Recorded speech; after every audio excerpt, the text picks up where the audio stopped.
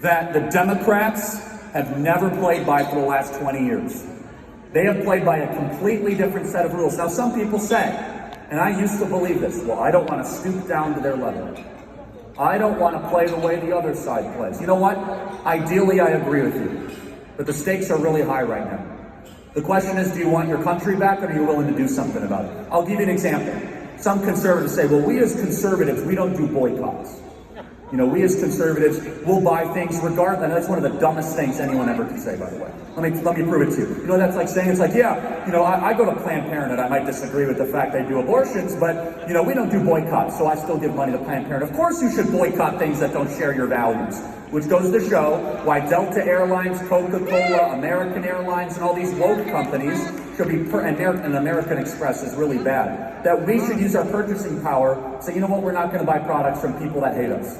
It's a pretty obvious thing. Don't give your value, your money, to people that actually are trying to destroy your country. Now, this is a hard thing for some Republicans to realize, because we were told business was on our side. I grew up in an America when business used to be on the Republican side. Not anymore. We sent too many kids to college. We have too many kids going to college as it is, by the way, but that's a whole different conversation for a different time. They graduate college with awful ideas and go work in the HR department of American Airlines or Goldman Sachs. And next thing you know, you have the head of Coca-Cola saying that a very vanilla voter ID law in Georgia is against the values of Delta Airlines. Like, have you tried to board an airplane recently? Showing voter ID or showing IDs against the values of Delta Airlines? And the reason is because they were held hostage, that CEO was held hostage by a group of activists that took over the company. And they are counting on one thing. So just so everyone knows, they're confident they're gonna rule the country indefinitely. You guys know that, right? They don't take us seriously yet. In fact, they laugh at us. The only time they take us seriously is when they tell the truth on television, when they say, you know what the greatest threat is? Christian conservatives in the heartland of the country. Now, what do they mean it's not the greatest threat to American safety. I don't know, the greatest threat to them. They're afraid what happens when we wake up. They're afraid what happens when you start to take back school boards, like what happened in South Lake, Texas. When all of a sudden, you know what? We're not gonna take this anymore. We're gonna take back the school board positions, and you're not gonna teach our children these horrendous things. And so what I am telling you tonight is we need a mindset shift. We need to change the way we view this. And that's going to require a couple things. And it also requires us to admit something that a lot of conservatives don't like to admit, especially Texans. Which I have to say, I love Texas, it's a beautiful state. But you're going to have to admit something. You're now a minority in your own country. Now you might say there's more of us than them. They have more power than we do. They do. For right now, they control the FBI, the CIA, the Department of Defense. They control Harvard, New York Times, CNN, AT&T, Verizon, every major company. They control Facebook and Google and Twitter. So you now have to think like a dissident.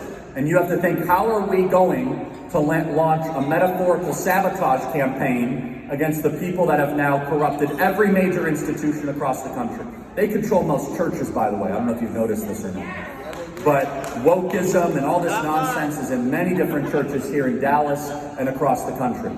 And it starts with us having a mentality that we got to start taking terrain. And that's going to take a full-time posture. You know, some people ask me all the time, they say, Charlie, what can I do to retake the country? What can I do to play a role? And I'm starting to see a lot of moms and dads rise up on school boards. I'm seeing people get involved in local politics. A very easy thing you could do is please homeschool your children if you can. I love homeschooling. And by the way, we have doubled the homeschooling population in America in the last 18 months, which is a beautiful sign for the future of our country. Doubling the homeschooling population sends shockwaves to the other side, I can tell you. But let me tell you what spectator conservatism looks like. And I'm going to try to encourage you to break free of this, which is watching Tucker Carlson, who I love, and buying a pillow is not going to save the country, everybody, okay? Instead, you got to get in the arena. If you are not losing friends, under constant threats, being called a racist at least once a week, wrongfully being called a racist once a week, you're not in the fight. I talk to these students and they say, Charlie, I've lost friends. I've been socially ostracized. My professors and teachers are grading me differently. You know what I say? Good. It means you're fighting for something. If you are comfortable, you're not in the fight. And the left has realized that their greatest tool to keep us compliant is to hold our lifestyle against us. Well, I'm afraid of losing neighbors and friends. I'm afraid of losing business contracts. I'm afraid of losing friends. I'm afraid of my kid not going to this college and all of that. It's going to cost you something to retake the country. I am the ambassador of things that you don't want to hear, but it's all true. I don't do hopium, which is hope and opium together. Feels good, but it's actually really bad for you. I'm always going to tell you the truth, which is every single person, if you want to retake the country, it's going to cost us something. It's going to all of a sudden be like, you know what? I am going to go run for this position. You know what? I am going to advocate my beliefs. And the most simple thing that somebody can do is to be the same person in public that you are in private. The number one form of censorship in America is not Google, it's not the federal government, it's not Facebook, it's us. It's us shutting up ourselves. It's us at a family gathering being like, yeah, I don't know if I want to engage in this. It's us maybe having to put on a camouflage uniform when we leave the house because we have to pretend to be a political moderate at work, or else you're going to lose your job. You're right, you might lose your job. Those things are real. And I'm not telling you the right thing or wrong thing to do. But as long as you allow other people to control through peer pressure and through social pressure whether or not you speak out, they're going to win. They're going to win the country over. The moment we break free of that, and you say, no matter what you call me, no matter what silly thing you say to me, it does not matter. I know what is true, and I know what is good, I know what is beautiful, and I'm going to do something about it. Their most lethal weapon disappears overnight, everybody, because they know, because they control basically everything, that they can get us into a place of grumbling non-compliance, where, yeah, I don't like the mask, but I don't like the vaccine, or I don't like critical race theory, but I don't want to be called a racist. Let me just clue you in on this, everybody, which is this. America has a very serious problem with racism, a supply and demand problem. We have an incredibly low supply of racists and an incredibly high demand for people to try to find them. We have a very big problem because, I don't know about you, but it seems as if there's this incredible search to go find racists everywhere, and no one can, I can tell you where we can't find one. We can find them in the White House right now. We can find one in the Democrat Party. But in gatherings like this, they say, oh, well, we are systemically racist. We're racist to the bone and to the core. We are such a decent country. We are the least racist nation ever to exist in the history of the world. Who cares if some person calls you this? It doesn't matter. But it does matter. I'm going to tell you why. Because all of you, what I'm asking for you to do tonight is fight human psychology. Every single person here, you might say it's not the case, and that's fine, but clinical data shows us otherwise, wants to be accepted. Every person here wants to conform. There's a great clinical study that was done called the Asch Conformity Test. The Asch Conformity Test was a test of will people believe they're lying on us.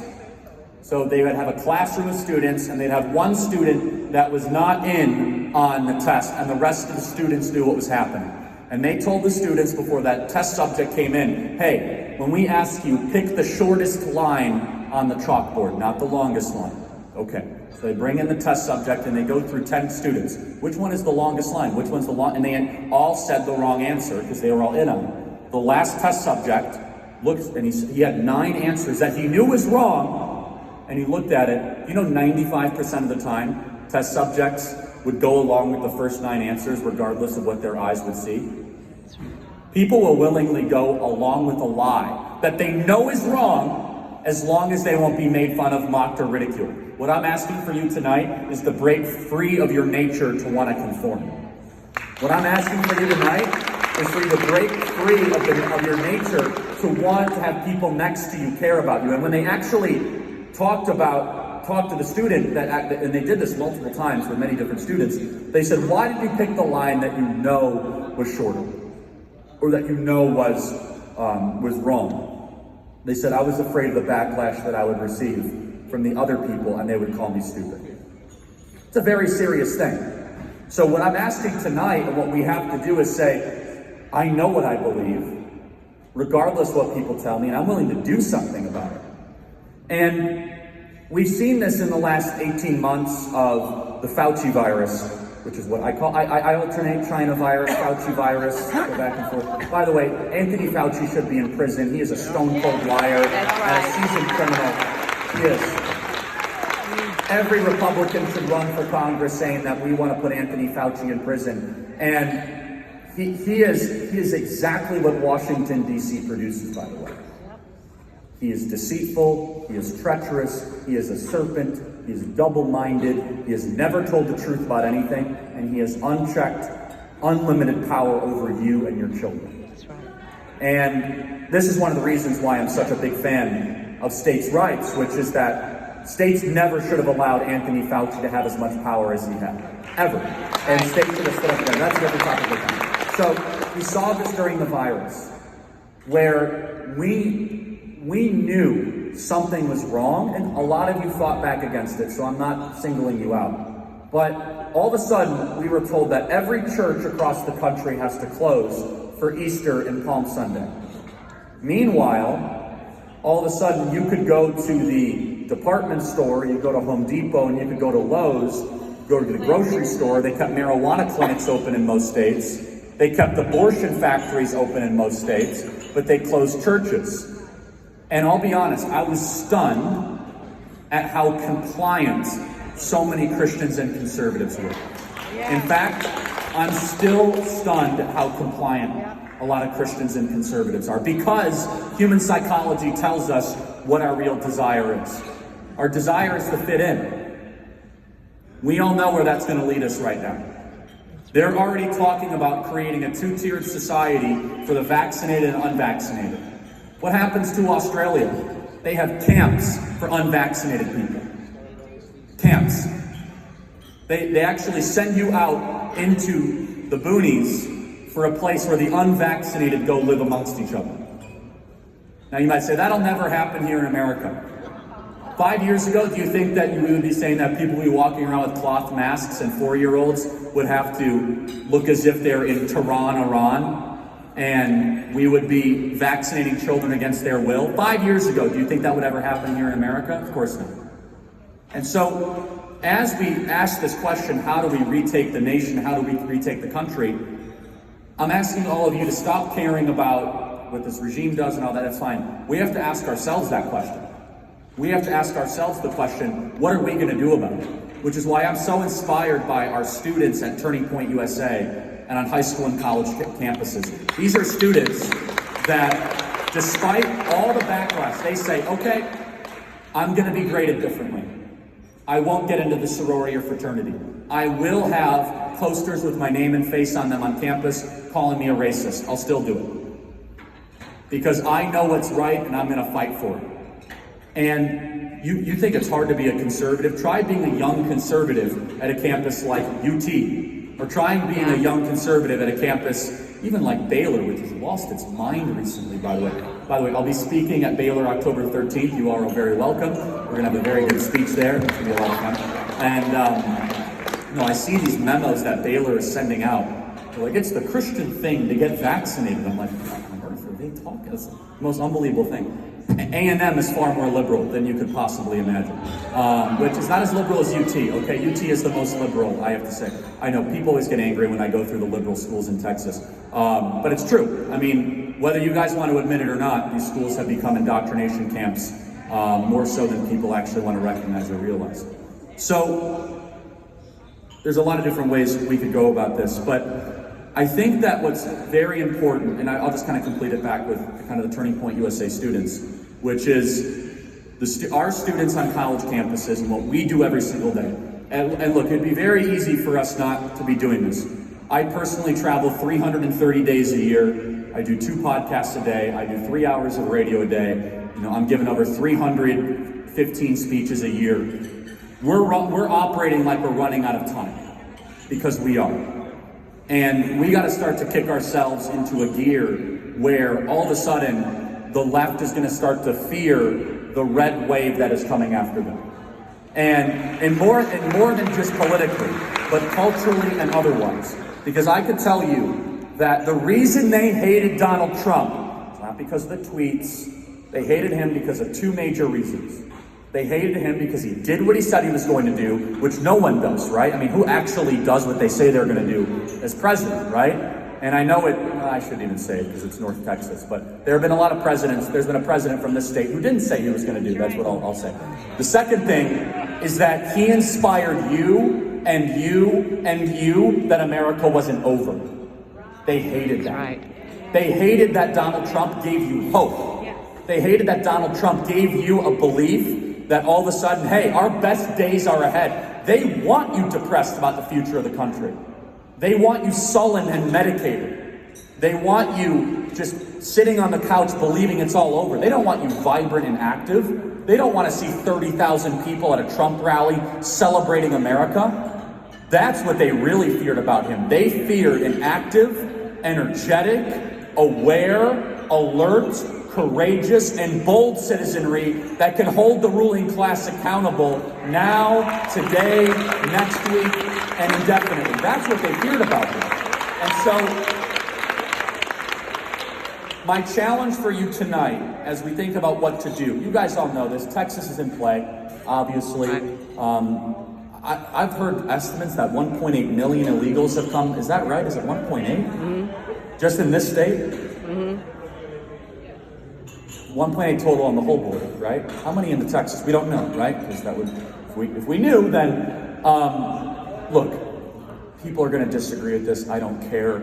This is all about trying to remake the demographics of the country to benefit the Democrat Party, okay? That's right. That's why they keep the southern border wide open. Yeah. They don't have love or compassion for these people.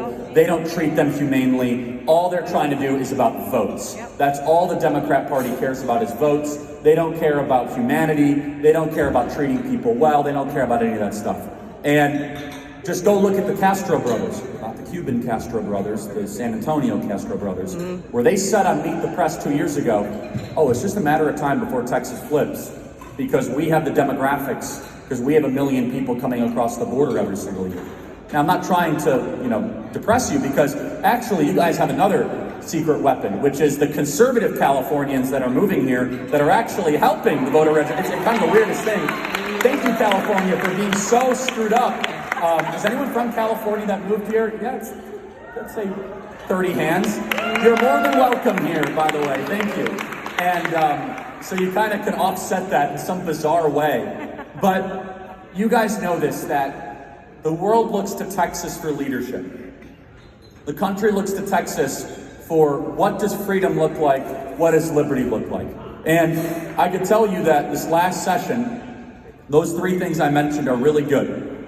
And I want to see even more. And I would love to see activists continue to rise up on their state, not just their state level, their local level, and their school board level. Because they would love nothing more.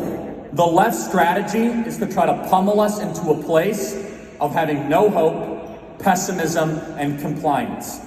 You go talk to conservatives in Europe, that's what they're trying to do to us. They have no hope. You talk to conservatives in Germany, in the United Kingdom, they say, yeah, we're so outnumbered, there's no chance for us to retake the country as we know it. I'm telling you right now, this has to be our boldest counter move that we can think of. And if and when we do that, I believe that what's going to happen in response will shock these people, because I have become a student of the left, you could say. I fight them every single day. They hate me, and the feeling is mutual sometimes, which is, after the 15th death threat, you kind of lose, affection for the other side, which is very simple. These people are incredibly weak. These people that are running your schools, running your colleges, they do not know how to deal with confrontation and with truth, and they are deep down afraid of what comes next. We have sat, I'll be very honest, we have sat so politely while this president has done what he has done. We have sat so politely over the last 20 years, we've allowed all these different ideas to be implemented the way they've been implemented. And we have this untapped power amongst us that is so profound and is so incredibly powerful. So I'm going to leave you just with a couple of action items, and then we'll then call it a night. So I just want to reinforce this. People say, what can I do? Let me give you some action items. If you're not homeschooling your kids, that's fine. I understand it's hard to homeschool your kids. I want to say thank you to all the homeschooling moms out there. You guys are heroes, and you guys deserve credit. But if you can't homeschool your kids, then at least take an hour a week with your kids or grandkids, call it the Liberty Hour, and teach them something that you know about America, that you've learned about America from the Hillsdale online course or whatever, and take a 1 hour a week with your kid or grandkid and teach them that. No phones totally off, screens are off. We are going to learn to appreciate America. That'll change your child's life. 1 hour a week. Now, on a more broad level, here's a good piece of advice. If you can't name every one of your school board members and your city council member, we got work to do. If this county association all of a sudden said we are going to flood all of these positions, and by the way, really look at their records. There's a difference between conservatives and Republicans, everybody. You'll learn that in the school board fights especially, and just got to say that. Is that what can you do? You could block walk, you could help out candidates, you can run for office yourself, you could file FOIA requests. Here's the news that you don't want to hear, which is it's going to require daily involvement for you politically to save the country.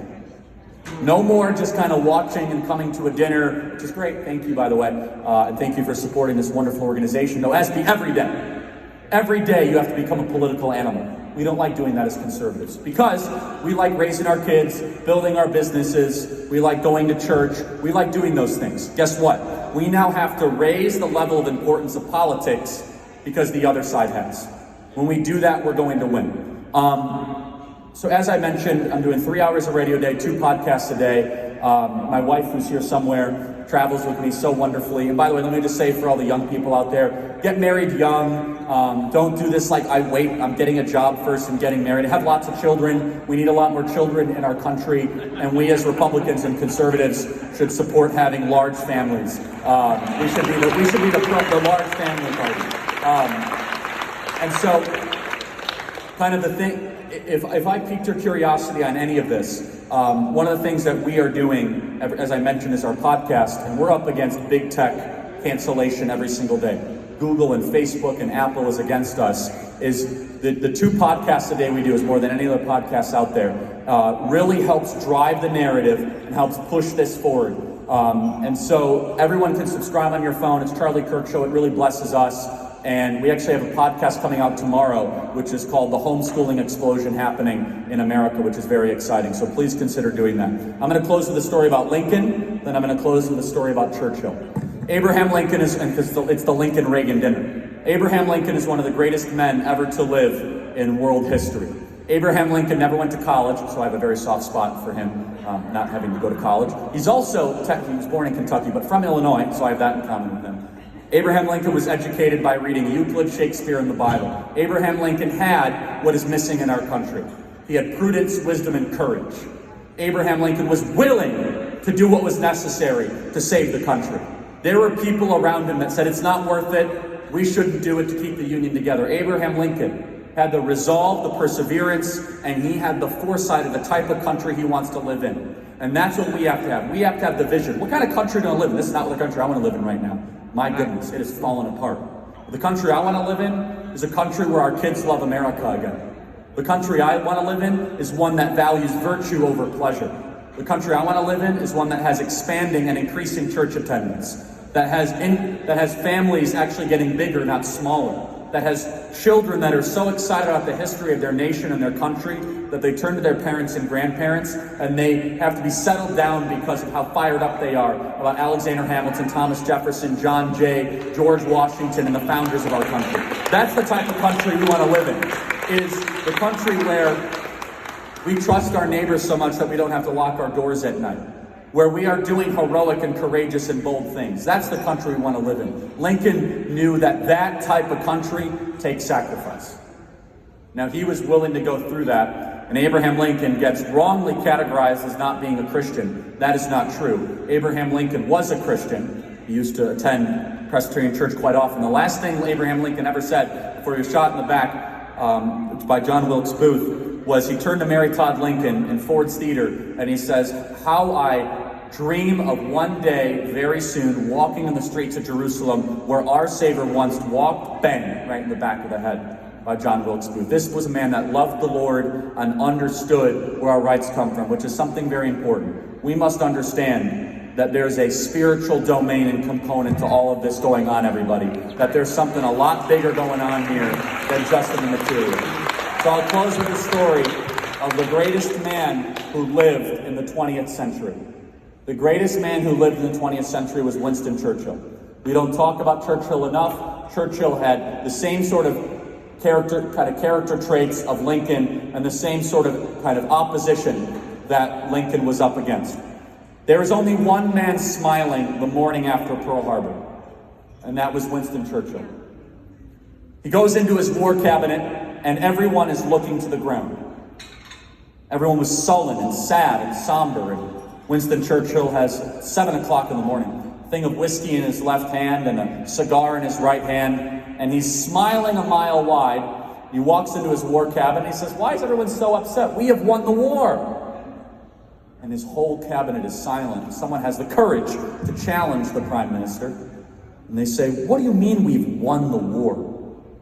And he takes a sip of whiskey and says, "It's over. Didn't you see what happened in Pearl Harbor?" And then someone says, "Hold on a second. You're trying to tell me the war is over?